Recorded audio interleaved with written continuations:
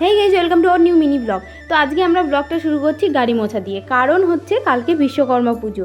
আমাদের গাড়িটা অনেক দিন ধরে মোছা হয় না, জয় টাইম পায় না, আজকে টাইম পেয়েছে, তার জন্য গাড়িটাকে একটু মুছছে।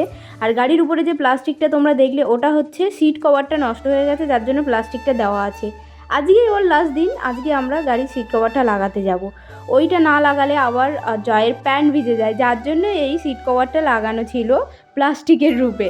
তারপরে আমরা সবাই রেডি হয়ে গেছি, আমার মামু রেডি হয়ে গেছে, আমরা যাচ্ছি গাড়ির সিট কভার চেঞ্জ করতে। আর আমার দর্জির দোকানে কিছু জিনিসপত্র দেওয়া ছিল, সেগুলো নেব। আর কিছু জিনিস আছে যেগুলো আমরা ফিটিংস করতে দেব।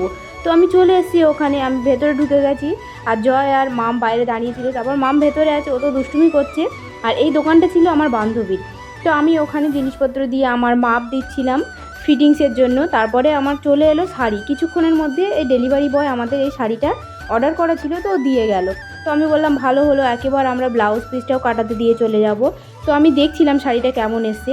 এটা আমাদের অষ্টমীর জন্য রেডি হব বলে যে শাড়িটা আমরা তিনজনে একই কালার পরবো, পিঙ্ক কালার। তো শাড়িটা এসেছিলো, খুবই ভালো হয়েছিল মিশো থেকে, শুধুমাত্র জয়ের জামা বাদ দিয়ে।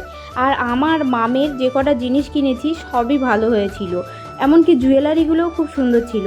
তারপরে আমরা গাড়ির সিট কভারের জন্য বেরিয়ে গেলাম। সারা কলকাতা ঘুরে ঘুরে সিট কভার পাইনি, তো না পেয়ে আমরা কী করলাম, পকোড়ার দোকানে চলে গেলাম, পাটুলিতে পকোড়া খেতে।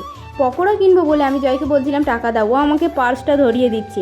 আমি বলি আমি লেডিস পার্স নিয়ে আসিনি, আর তোমার পার্স নিয়ে আমি দোকানে যাব অতগুলো লোকের মধ্যে? ও বলছে তুমি নিয়ে যাও না। তো আমি বলি অনেক টাকা আছে, আমি তো নিয়ে যাই। গিয়ে আমি কিছু জিনিসপত্র নিয়ে এসেছিলাম, সেগুলো তোমরা পুরো ভিডিওটা দেখতে থাকো, থাকলেই দেখতে পাবে আমরা কি কি খাবার কিনেছিলাম আর ওখানে কোথায় কোথায় গেছিলাম, কি কি করেছিলাম। তোমরা যদি পুরো ভিডিও না দেখো তাহলে কিছুই বুঝতে পারবে না। আর এটা হচ্ছে আমাদের সোনারপুরের প্যান্ডেল, বছরের শেষ পুজোর প্যান্ডেল, বিশ্বকর্মা পুজো।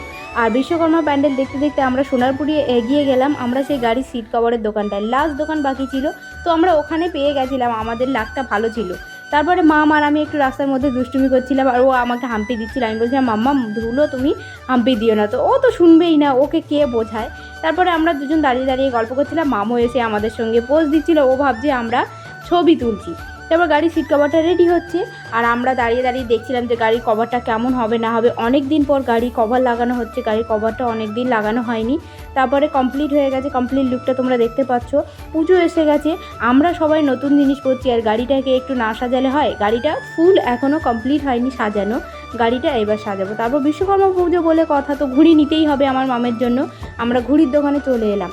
তো আমার ভিডিওটা তোমরা যে যে দেখবে কমেন্ট করো, ভালো লাগলে লাইক শেয়ার অবশ্যই করো। আর যারা নতুন আমার এই পেজটাতে, আমার পেজটাকে ফলো করতে ভুলো না। তো ব্লগটা এখানেই শেষ করছি, দেখা হচ্ছে পরের ব্লগে, ততক্ষণের জন্য টাটা, সবাই খুব ভালো থেকো।